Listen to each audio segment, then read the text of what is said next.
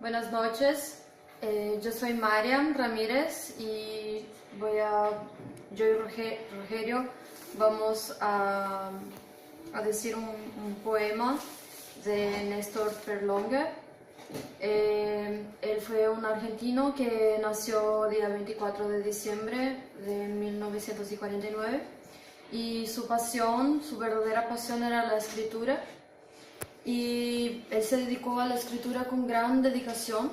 Era un hombre convencido de sus ideas anarquistas que luchó firmemente por la liberación homosexual en Argentina y cuya poesía es referente ineludible para los poetas de las nuevas generaciones.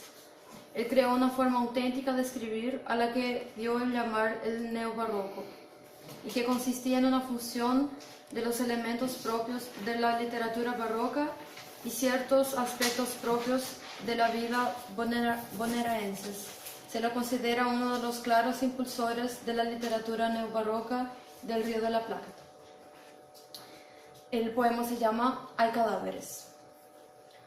Bajo las matas, en los pajonales, sobre los puentes, en los canales, hay cadáveres. En la trilla de un tren que nunca se detiene, en la estela de un barco que naufraga, en la orilla que se desvanece, en los muelles, los apeaderos, los trampolines, los malecones, hay cadáveres. En las redes de los pescadores, en el tropiezo de los cangrejales, en la del pelo que se toma con un predendósito descolgado, hay cadáveres. En lo preciso de esta ausencia, en lo que raya esa palabra, en su divina presencia comandante en su raya, hay cadáveres. En las mangas acaloradas de la mujer del pasaporte, que se arroja por la ventana del barquillo con bebitos a cuestas. En el barquillero que se le obliga a ser garrapiñada, en el garrapiñero que se empana, en la pana, en la paja, ahí, hay cadáveres. Precisamente ahí, en esa richa de la que deshilacha, en el soslayo en la que no conviene que se diga, en el desdén de la que no se diga que no piensa, acaso, en la que no se dice que se sepa, hay cadáveres.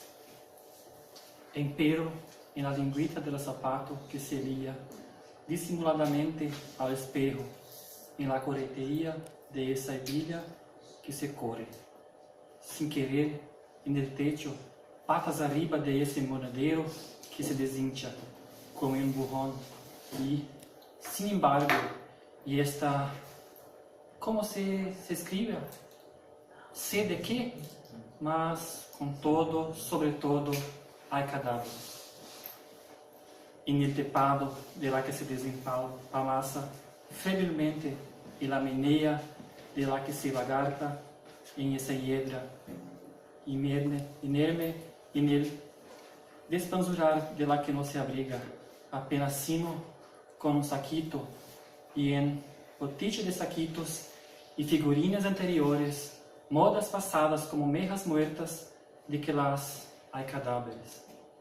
Se ven, se lo despansa divisantes flotando en el pántano, en la colilla de los pantalones que se escantran, similmente en el rebite de la cola del tapado se seda de la novia que no se casa porque su novio hay cadáver. En este golpe bajo, en la bajez de la mofleta, en el disfraz ambiguo de ese buitre, la seta de esas azaleas encendidas en esa obscuridad, hay cadáveres. Está lleno, en los flaquitos de leche de cancho con que las campesinas hagan a los fiolos, en los fiordos de las portuarias y marítimas que se dejan amanecer, como a escondidas, con la bombacha llena, en la humedad de esas bolsitas, bolas que se aposan al movimiento de los hay cadáveres. Bueno, ahora voy a hacer un pequeño análisis de este poema de Néstor Ferlongue.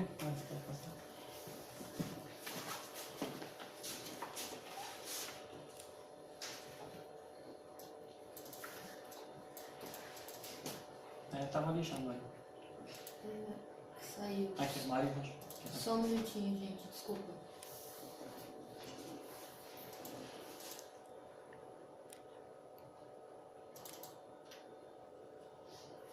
Isso.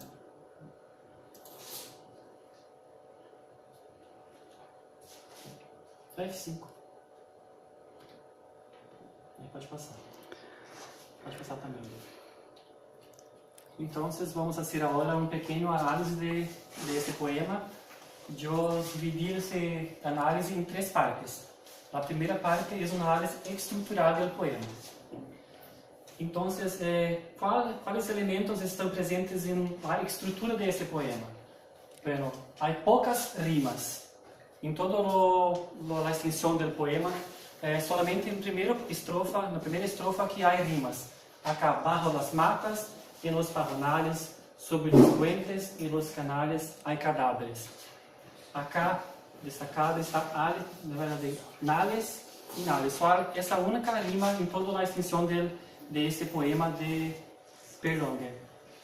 Há muita repetição, principalmente em hay cadáveres. Como agora é uma análise apenas estrutural, não vou dizer o que significa esses hay cadáveres. Só que dizer que há muita repetição de este verso hay cadáveres. Há alguns huecos em a escritura do poema. Acá, se casa porque su novio há um eco grande acá. Depois há cadáveres. Esse eco há um significado, mas não agora, porque estou fazendo uma análise estrutural. Então, há ecos, com algum sentido claro, mas agora só há que dizer que há alguns ecos. E são versos com extensões variáveis, que é dizer, há versos curtos e outros muito largos. Um exemplo, bajo las matas, só 5 sílabas. E los mueres, los apaderos de la trampolines, los malecones. Então, 20 sílabas. Então, há muita variação, há extensão muito curta e extensão muito larga de versos. Então, tudo isso que levamos em consideração é que são versos livres. Não seguem uma regra general de algum período. E isso é uma característica do neobarroco, que os versos são livres para representar alguma coisa. Não estão só ali para a estética do poema. Um segundo ponto de nossa análise foi uma análise de conteúdo. O que está por detrás deste poema Hay cadáveres? A palavra de cadáveres está diretamente ligada com o quê? Com muertes. Como Mário me disse, na história ele foi um escritor da época da ditadura. E esse poema é um poema neobarroco que estabeleceu uma das principais relações de neobarroco, que é a poesia com a política. Nesse caso, foi pela poesia com a ditadura que a Argentina viveu naquela época dos anos 70, 80, e que ocorreram muitas mortes.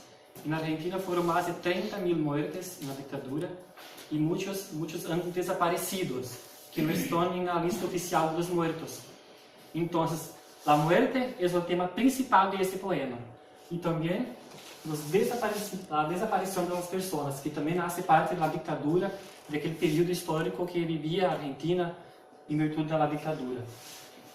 Então, Perlongue fazia uma crítica muito forte da ditadura e está presente neste poema. E o último tópico é várias vozes. O que seriam várias vozes? São várias pessoas dizendo a mesma coisa. Por exemplo, Mário me disse que a mata, os pescadores, a novia que não é casado. Então, são várias histórias juntamente que se uniram em um único poema para dizer que muitas famílias han sofrido em decorrência das mortes, pelo desaparecimento das pessoas, e foi um período muito triste, e todo isso está retratado no poema Hay cadáveres. E o último tópico é análise estilística. Qual foi a maneira que Perlongue escreveu esse poema? Primeiro, há muitas metáforas, principalmente numa questão da morte. O que representa a morte? Não é somente a morte como morrer.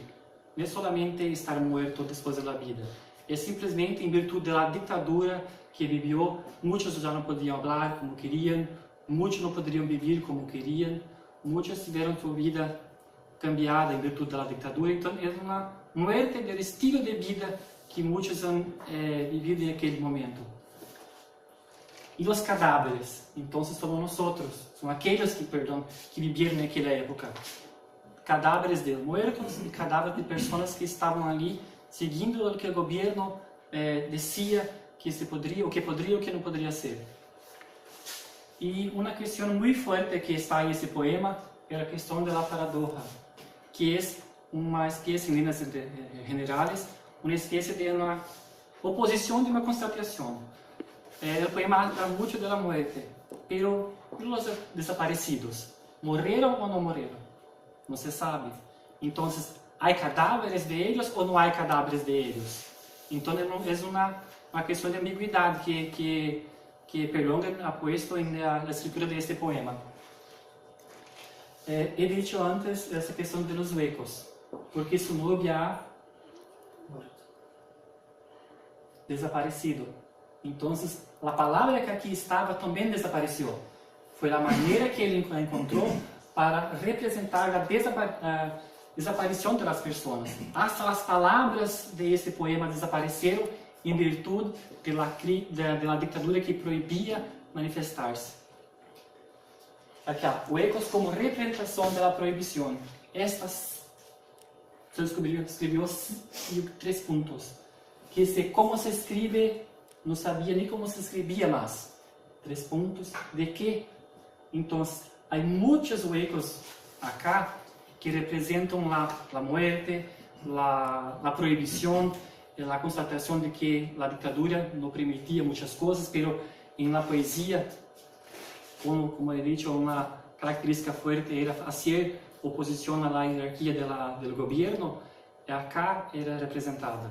Y algunas cosas como los huecos, los espacios en blanco que representaban las muertes, esa crítica que él hizo al gobierno. Y era eso. Muy bien.